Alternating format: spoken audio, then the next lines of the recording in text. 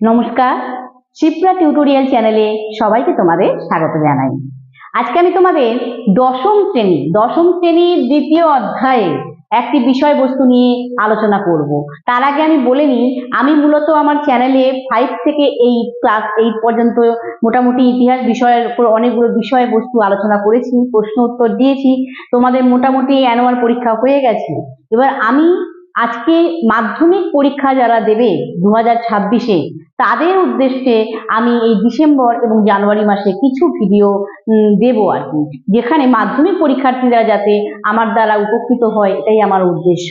তাই কিছু বিষয়বস্তু, মূলত দ্বিতীয় অধ্যায়ের কয়েকটি বিষয়বস্তু নিয়ে আমি আলোকপাত করবো বা আলোচনা করব, যার কারণ তোমাদের দ্বিতীয় অধ্যায় থেকে কিন্তু বা সেকেন্ড চ্যাপ্টার থেকে কিন্তু 4 নাম্বারের প্রশ্ন কিন্তু আসে, মোটামুটি আসে। তাই দ্বিতীয় অধ্যায়ে অনেকগুলো বিষয়বস্তু আমি আলোচনা করব, যাতে মোটামুটি ওখান থেকে আসলে তোমরা লিখতে পারো, আমি তোমাদের কিছু সাহায্য করতে পারি, এটাই আমার উদ্দেশ্য। তাই আজকে আমি প্রথম যে বিষয়বস্তু আলোচনা করব সেটি হলো স্বামীজির ধর্ম সংস্কারের আদর্শ ব্যাখ্যা করো। এই প্রশ্নটা তোমাদের কিন্তু আসতে পারে। স্বামীজি বা স্বামী বিবেকানন্দের ধর্ম সংস্কারের আদর্শ, অর্থাৎ স্বামীজি তার যে প্রিন্সিপাল, কিসের প্রিন্সিপাল? রিলিজিয়াস রিফর্মে, সেইটাকে এক্সপ্লেন করো। এটাকে 4 মার্কসের কোশ্চেন তোমাদের আসতে পারে। অথবা এইটাই কিন্তু ঘুরিয়ে আসতে পারে যে বিবেকানন্দের নব্য বেদান্তবাদ বলতে কি বোঝো? বিবেকানন্দের নব্য বেদান্তবাদ বা নিউ বেদান্ত বলতে কি বোঝো? What is the definition of new Vedanta? এই প্রশ্ন, দুটি প্রশ্নের কিন্তু মোটামুটি উত্তরটা একই রকমই লিখতে হবে 4 নাম্বারের জন্য। আমি দুটো বিষয় আলোচনা করে দেবো, কিভাবে তোমরা দুটো প্রশ্ন যদি ঘুরিয়ে আসে কিভাবে তোমরা লিখবে। আশা করি তোমরা উপকৃত হবে। তো আমি এবার বিষয়বস্তুর মধ্যে আলোচনায় আসি। তো আজকে প্রথম যেটা করব, স্বামী বিবেকানন্দের ধর্ম সংস্কারের আদর্শ, প্রিন্সিপাল অফ রিলিজিয়াস রিফর্ম। তো স্বামীজির আদর্শ সম্পর্কে আলোচনা করার আগে একটু স্বামী বিবেকানন্দ সম্পর্কে একটু পরিচয় করি বা আলোচনা করি। তোমরা সবাই মোটামুটি ওনার সম্পর্কে পরিচিত, তবু একটু আলোচনা করি। স্বামী বিবেকানন্দ হলেন শ্রীরামকৃষ্ণকে তোমরা সবাই জানো, সবাই চেনো। শ্রীরামকৃষ্ণের সাধনার সার্থক উত্তরাধিকারী। সাধনা মানে পড়ছি, মানে শ্রীরামকৃষ্ণ যে হিন্দু ধর্ম সম্পর্কে যে আধুনিক ব্যাখ্যা দিয়ে গেছেন, যে তত্ত্ব দিয়ে গেছেন, হিন্দুজিমকে নিজে মডার্ন এক্সপ্লেনেশন করে গেছেন, যে থিওরি বলেছেন হিন্দুজিমের, সেই বিষয়টাকে নিয়ে এগিয়ে নিয়ে গেছেন কে? স্বামী বিবেকানন্দ। তার সেই পথটাকে এগিয়ে নিয়ে গেছেন, তার জন্যই তাকে বলা হচ্ছে সার্থক উত্তরাধিকারী বা ট্রু হেয়ার। এবং তার সঙ্গে সঙ্গে তার ছিল জ্বলন্ত দেশপ্রেম, ফিয়ারি পেট্রিয়টিজম। জ্বলন্ত দেশপ্রেম মানে উনি যথেষ্ট দেশপ্রেমিক ছিলেন, ভারতবর্ষকে তিনি প্রচুর পরিমাণে ভালোবাসতেন। এবং তার সঙ্গে সঙ্গে তিনি একজন ছিলেন আত্মবিশ্বাসের মূর্ত প্রতীক, এপিটোম অফ সেলফ কনফিডেন্স। আত্মবিশ্বাসে পরিপূর্ণ একজন বীর পুরুষ ছিলেন তিনি। তিনি মনে করতেন আত্মবিশ্বাসী মানুষকে মানুষ বলেই মনে করতেন না, তিনি মনে করেন আত্মবিশ্বাসী জীবনে মানুষের সব থেকে বড় প্রয়োজন বা শক্তি। তাই তিনি ছিলেন সেই আত্মবিশ্বাসের মূর্ত প্রতীক বা symbol, epitome of self confidence. এই হলেন স্বামী বিবেকানন্দ। তার আদর্শ, তার প্রিন্সিপাল কিসের আদর্শ? ধর্ম সংস্কারের আদর্শ, রিলিজিয়াস রিফর্মের প্রিন্সিপাল। সেটাই আমি কিন্তু প্রথমে আলোচনা করি। তো আদর্শ কি ছিল?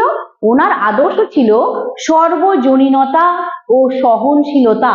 সর্বজনীনতা ও সহনশীলতা এবং তার সঙ্গে সঙ্গে আধ্যাত্মিকতা। সর্বজনীনতা মানে হচ্ছে ইউনিভার্সালিটি, সহনশীলতা মানে হচ্ছে টলারেন্স, তার সঙ্গে আধ্যাত্মিকতা মানে হচ্ছে স্পিরিচুয়ালিটি, তার সঙ্গে মানবতাবাদ মানে হচ্ছে হিউম্যানিজম। এই 4টে জিনিসকে সমন্বয় সাধন করা, সেই 4টে জিনিসের মধ্যে কম্বিনেশন করা, এটাই ছিল তার মূল আদর্শ, মেন প্রিন্সিপাল। এবং সেটাই তিনি কিন্তু যখন আমেরিকায় শিকাগোতে তিনি বক্তব্য রেখেছিলেন বা লেকচার দিয়েছিলেন, হিন্দু ধর্ম সম্পর্কে বলেছিলেন, ভারতবর্ষের সংস্কৃতি ধর্ম নিয়ে যখন আলোচনা করেছেন, তখন কিন্তু তিনি ভালোভাবে এটা ব্যক্ত করেছেন বা ক্লিয়ারলি এক্সপ্লেন করেছেন যে এটাই ওনার আদর্শ, এটাই উনি চেয়েছেন। এবং এটা কিন্তু তিনি রামকৃষ্ণ মিশন যত প্রতিষ্ঠা করেছেন তার মাধ্যমে কিন্তু তিনি এটা বলেছেন, যত এস্টাবলিশ করেছেন রামকৃষ্ণ মিশন। তো এবার আমি আলোচনা করব এই সর্বজনীনতা কি, সহনশীলতা কি, বা মানবতাবাদ কি, আধ্যাত্মিকতা কি, এটা আমি এবারে তোমাদের ডিসকাস করব। প্রথম বলবো সর্বজনীনতা এবং সহনশীলতা, এটা কি? আসলে স্বামী বিবেকানন্দ মনে করতেন যে জীবই ব্রহ্ম মানে জীব সেবাই মানেই শিব সেবা। জীবে প্রেম, রামকৃষ্ণ বলে গেছেন না, জীবে প্রেম করে যেই জন সেই জন সেবিছে ঈশ্বর। স্বামী বিবেকানন্দ সেই মতবাদটাকে এগিয়ে নিয়ে গিয়ে বলেছেন জীবই ব্রহ্ম, জীব সেবাই শিব সেবা। মানে আমরা মানুষকেই সেবা করা হচ্ছে পরম ধর্ম, মানব ধর্ম। হিন্দু ধর্ম মানে হচ্ছে মানব ধর্ম, এটাই তিনি বলতে চেয়েছেন, হিউম্যানিজম। হ্যাঁ, হিন্দুজিম মানে হচ্ছে হিউম্যানিজম। আর এই যে জীবই ব্রহ্ম, তিনি বলতে চেয়েছেন যে সকল ধর্মই সত্য, অল রিলিজিয়ন্স আর ট্রুথ, এবং সব ধর্মের মানুষের প্রতি সহনশীল থাকা উচিত। সব রিলিজিয়ান, অল রিলিজিয়ান যাদের আছে, অল রিলিজিয়াস পিপল, প্রত্যেকের প্রতি আমাদের টলারেন্স হওয়া উচিত। এটা আমাদের কর্তব্য, এটা আমাদের করা উচিত, ডিউটি। এবং সেটাই কিন্তু স্বামীজির আদর্শ ছিল, প্রথম আদর্শ তার এটাই ছিল। তিনি সেটা কিন্তু শিকাগোতে ভালোভাবে বলেছেন, এটা আমি আগেই তোমাদের বললাম। দ্বিতীয় আদর্শ কি ছিল? আধ্যাত্মিকতা এবং মানবতাবাদ, স্পিরিচুয়ালিটি এবং হিউম্যানিজম, এই দুটোর মধ্যে সমন্বয় সাধন করেছেন। কিভাবে? তিনি ধর্মকে শুধু আধ্যাত্মিকতার মধ্যে সীমাবদ্ধ রাখতে চাননি, ধর্ম তাকে স্পিরিচুয়ালিটির মধ্যে লিমিটেড করে রাখতে চাননি। তিনি ধর্মকে ব্যবহার করেছেন সমাজ কল্যাণের কাজে, পাবলিক ওয়েলফেয়ার ওয়ার্ক এর কাজে, এবং মানব সেবার কাজে, মানে পিপল সার্ভিস, হ্যাঁ, পিপল সার্ভিসের কাজে, জনগণের উন্নতি, জনগণের কল্যাণ, মানব সেবা, মানুষের সেবার কাজে ধর্মকে ব্যবহার করার উপর জোর দিয়েছিলেন। শুধু ধর্ম মানে আধ্যাত্মিকতা, আচার অনুষ্ঠান, ঈশ্বরের ধ্যান, ঈশ্বরকে ধ্যান করতে গেলে তো মানুষকে সেবা করতে হবে, এটাই তিনি বলতে চেয়েছেন। তার দ্বিতীয় আদর্শ ছিল যে আধ্যাত্মিকতার সঙ্গে মানবতাবাদকে তিনি সংমিশ্রণ ঘটিয়েছিলেন, কম্বাইন করেছিলেন, এটাই তার দ্বিতীয় আদর্শ ছিল আর কি। আসলে তার ধর্ম ছিল মানুষ তৈরির ধর্ম। তার ধর্ম কি ছিল? মানুষ তৈরির ধর্ম, মানে রিলিজিয়ানটা হচ্ছে হিউম্যানিটির রিলিজিয়ান। হিন্দু ধর্মকে তিনি যে ব্যাখ্যা করেছেন, এবং সেই উদ্দেশ্যে তিনি কিন্তু 1897 খ্রিস্টাব্দে তিনি নবভারত আনন্দমঠ রামকৃষ্ণ মিশন প্রতিষ্ঠা করেন। 1897 নবভারত, নিউ ইন্ডিয়া, এবং সেটি কি রামকৃষ্ণ মিশন, তার নাম কি ছিল? আনন্দমঠ। একটি রামকৃষ্ণ মিশন তিনি প্রতিষ্ঠা করেন, এস্টাবলিশ করেন। সেখানে তিনি জনগণের সেবার কাজ, পাবলিক ওয়েলফেয়ারের কাজ, এই সমস্ত কাজ আর কি, মানব সেবার বিভিন্ন কাজ সেখানে কিন্তু হতো। এটা ছিল তার, মানে হতো মানে এখনো হয় আর কি। তো এটা ছিল স্বামীজির দ্বিতীয় আদর্শ। 3 নম্বর আদর্শ কি ছিল? তিনি হিন্দু ধর্মের আধুনিক ব্যাখ্যা করেছিলেন, হিন্দুজিমের মডার্ন এক্সপ্লেনেশন করেছিলেন। কিভাবে? তিনি হিন্দু ধর্মে যে মূল ভিত্তি সেটাকে ধরে রেখেছিলেন, হিন্দু ধর্মের যে মূল তত্ত্ব বা বেস সেটাকে ধরে রেখেই তিনি কি করেছিলেন? সমাজের বিভিন্ন কুসংস্কার, সামাজিক কুসংস্কার, সোশ্যাল সুপারস্টিশন, তার সঙ্গে সঙ্গে জাতিভেদ প্রথা, মানে হচ্ছে কি কাস্ট ডিসক্রিমিনেশন। জাতিভেদ প্রথা কি তোমরা জানো, আর সামাজিক কুসংস্কার কি তোমরা সেটা জানো, কি কি সমাজে কুপ্রথা ছিল, এগুলো তোমরা আগে পড়েছো। তো সামাজিক কুসংস্কার বা সোশ্যাল সুপারস্টিশন এবং জাতিভেদ প্রথা বা কাস্ট ডিসক্রিমিনেশন, তার সঙ্গে সঙ্গে অস্পৃশ্যতা, মানে হচ্ছে আনটাচেবিলিটি, মানে একে উঁচু জাতি নিচু জাতিকে ছোবে না, আমি তোমাকে ছোবো না, তুমি নিচু জাতি, এই যে অস্পৃশ্যতা, আনটাচেবিলিটি, তার সঙ্গে সঙ্গে অশিক্ষা, ইলিটারেসি, দারিদ্র, পভার্টি, ধর্মীয় বিরোধ, মানে রিলিজিয়ান কনফ্লিক্ট, তার সঙ্গে সঙ্গে নারী নির্যাতন, মানে হচ্ছে ভায়োলেন্স এগেনস্ট ওমেন, মেয়েদের প্রতি, নারীদের প্রতি যে নির্যাতন, অত্যাচার, এই সবের বিরুদ্ধে কিন্তু তিনি চরম নিন্দা করেছিলেন, বিষোদ্গার করেন, চরম নিন্দা বা স্ট্রং ক্রিটিসিজম করেছিলেন। হিন্দু ধর্মের মূল ভিত্তিকে কিন্তু ধরে রেখে হিন্দুজিমকে কিন্তু তিনি অস্বীকার করেননি, কিন্তু হিন্দু সনাতন ধর্মকে অস্বীকার করেননি, কিন্তু সেই ধর্মীয় গোড়ামি, সেই কুসংস্কার, সমাজের যত নোংরামি গুলো, সেগুলোকে তিনি চরম প্রতিবাদ করেছিলেন, তীব্র প্রতিবাদ করেছিলেন বা স্ট্রং ক্রিটিসিজম করেছিলেন। এটাই হচ্ছে তার হিন্দু ধর্মের আধুনিক ব্যাখ্যা বা হিন্দুজিমের মডার্ন এক্সপ্লেনেশন। এটা ছিল তার আরেকটি আদর্শ।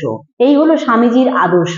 এবং এই স্বামীজি চেয়েছিলেন সকল ভারতবাসীকে তিনি বলেছিলেন যে তোমরা হিন্দু ধর্ম, প্রকৃত হিন্দু ধর্ম এবং হিন্দু সংস্কৃতির প্রতি শ্রদ্ধাশীল হও।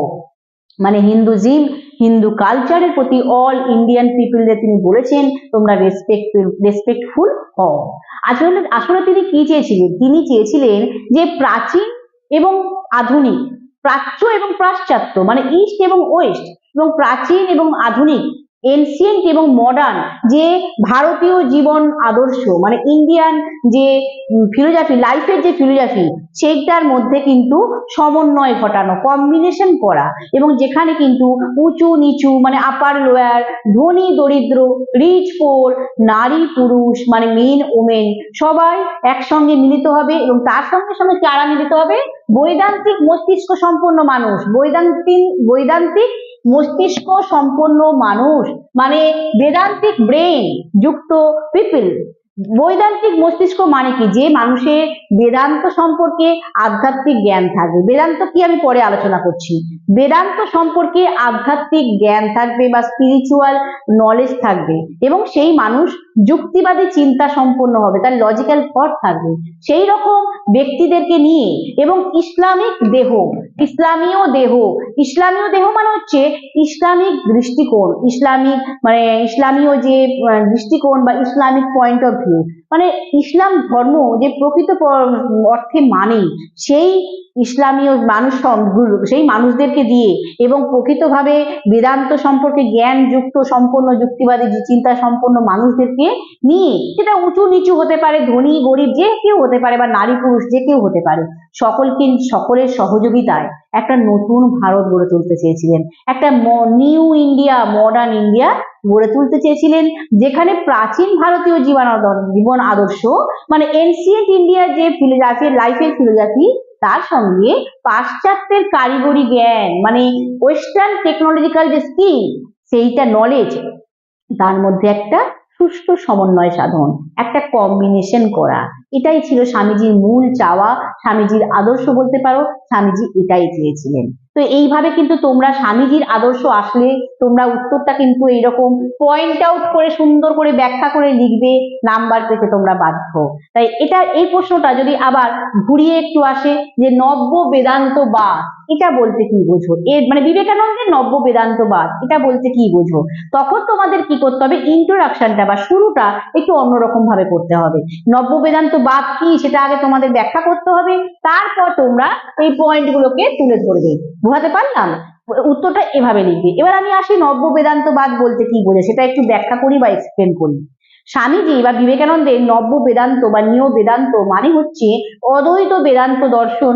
অদ্বৈত বেদান্ত দর্শন, অদ্বৈত মানে যার দ্বিতীয় হয় না, দ্বিতীয় হয় না, অদ্বৈত বেদান্ত দর্শন। বেদান্ত দর্শন এবং অদ্বৈত বেদান্ত দর্শনের হচ্ছে আধুনিক, ব্যবহারিক এবং সর্বজনীন রূপ, মানে মডার্ন প্র্যাকটিক্যাল ইউনিভার্সাল ফর্ম কার? এই অদ্বৈত বেদান্ত দর্শনের। হ্যাঁ, বেদান্ত দর্শনের এই হচ্ছে আধুনিক, ব্যবহারিক এবং ইউনিভার্সাল ফর্ম মানে সর্বজনীন রূপ, মডার্ন এবং প্র্যাকটিক্যাল। তো এটা কি অদ্বৈত বেদান্ত দর্শনটা কি আগে আমরা বলি। বেদান্ত দর্শন কি? ভারতের বেদান্ত দর্শন এটা কি? বেদান্ত দর্শন হলো যে আত্মা, আত্মা মানে কি? Individual soul. প্রত্যেক মানুষের মধ্যে যে আত্মা থাকে, আমাদের সবার মধ্যেই আত্মা আছে, তোমরা সেটা জানো, সেই ইন্ডিভিজুয়াল সোল বা সেই আত্মা, এবং ব্রহ্ম। ব্রহ্ম মানে কি? ব্রহ্ম মানে হচ্ছে আলটিমেট রিয়ালিটি, চরম বাস্তব। সেই আত্মার সঙ্গে বাস্তবে একটা, এই দুটো কিন্তু এক, সেম, এরা ভিন্ন নয়, এরা কিন্তু ইকুয়াল, আত্মা এবং ব্রহ্ম। এটাই হচ্ছে অদ্বৈত বেদান্ত দর্শন, এটাই হচ্ছে এর কথা, মূল কথাই হচ্ছে বেদান্ত দর্শন, এটাই কথা। তো স্বামীজি চেয়েছিলেন বা স্বামীজি বলেছিলেন যে এই অদ্বৈত বেদান্ত দর্শনেরই আধুনিক, ব্যবহারিক এবং সর্বজনীন রূপ তিনি ব্যাখ্যা করেছিলেন, মডার্ন, প্র্যাকটিক্যাল এবং ইউনিভার্সাল ফর্মে তিনি এক্সপ্লেন করেছিলেন, যেখানে যেটি শুধু আধ্যাত্মিক মুক্তিই নয়, ব্যবহারিক জীবনেও কিন্তু প্রয়োগযোগ্য। মানে মানে শুধুমাত্র স্পিরিচুয়াল ভাবে মুক্তি পেয়ে গেলাম তা না, সেখানে কিন্তু প্র্যাকটিক্যালি এটাকে অ্যাপ্লিকেবল করতে হবে, করতে চেয়েছিলেন বা করেছিলেন।